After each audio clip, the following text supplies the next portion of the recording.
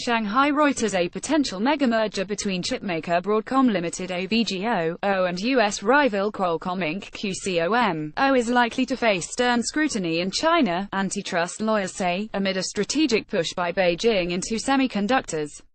Assigned to the campus offices of chipmaker BROADCOM Limited, who announced on Monday an unsolicited bid to buy peer QUALCOMM Inc. for $103 billion, is shown in Irvine, California, U.S. November 6, 2017.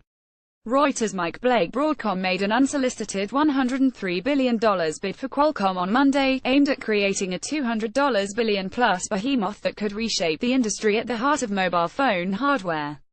But Chinese regulatory approval could be a hold-up. Beijing and Washington have sparred over technology deals, including in chips, with the Committee on Foreign Investment in the United States (CFI-US) knocking back a number of takeovers involving Chinese firms this year. The thorny topic is likely to come up when U.S.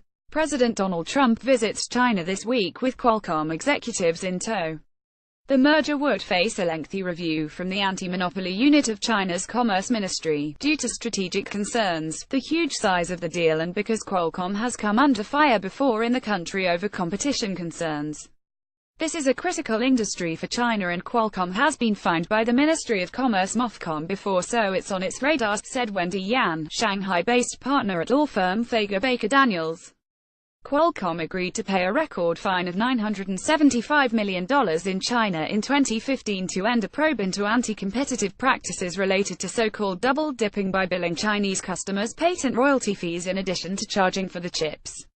China is making a major push to develop its own semiconductor industry under local champions such as Tsinghua Uni Group and Fujian Grand Chip Investment to help cut reliance on global operators including Qualcomm, Samsung Electronics Co. Limited 005930, KS and Intel Corp INTCO. Beijing's push adds a political edge to the case. MOFCOM will consider industry security for the whole country, as the semiconductor industry has strategic importance to China, a second Shanghai-based antitrust lawyer said, asking not to be named because Qualcomm was a client of his firm.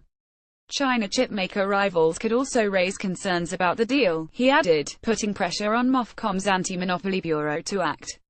The most likely outcome would be restrictions on the deal rather than it being blocked, he said. Firms pursuing major takeovers must notify China before closing a deal if the merging companies' combined global turnover in the previous year exceeded 10 billion yuan. $1.5 billion of their combined China income exceeds 2 billion yuan, both easily hit in this case.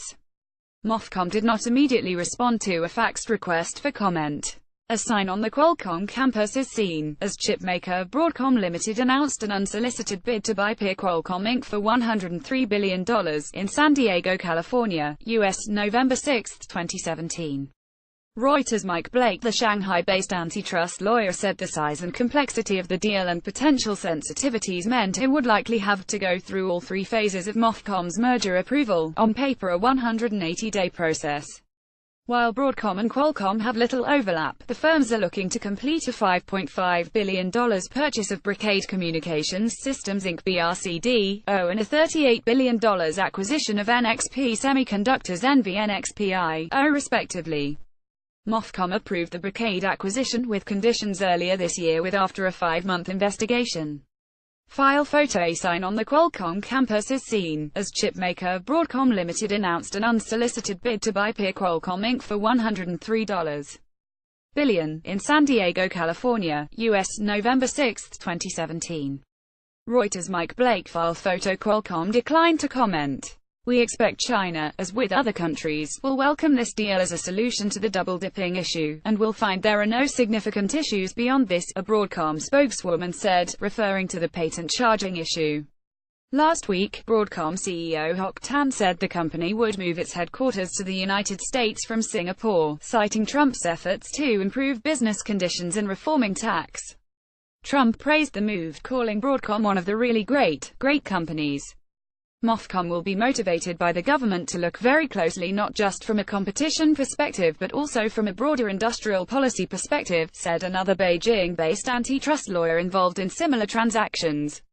The lawyer, who asked not to be named due to the sensitivity of the matter, said Beijing had been making a big push in the area, including with deals to buy international firms, some successfully and some which had hit obstruction. You should expect MOFCOM will take a very, very close look at this transaction, he said. MOFCOM has been flexing its muscle more on global deals over the last few years, lawyers say, including putting restrictions on a deal between Dow Chemical and DuPont earlier this year.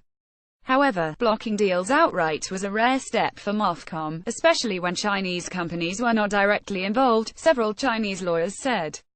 Instead, the firms may be asked to sell certain business units or make pledges to Chinese partners as conditions for it going ahead.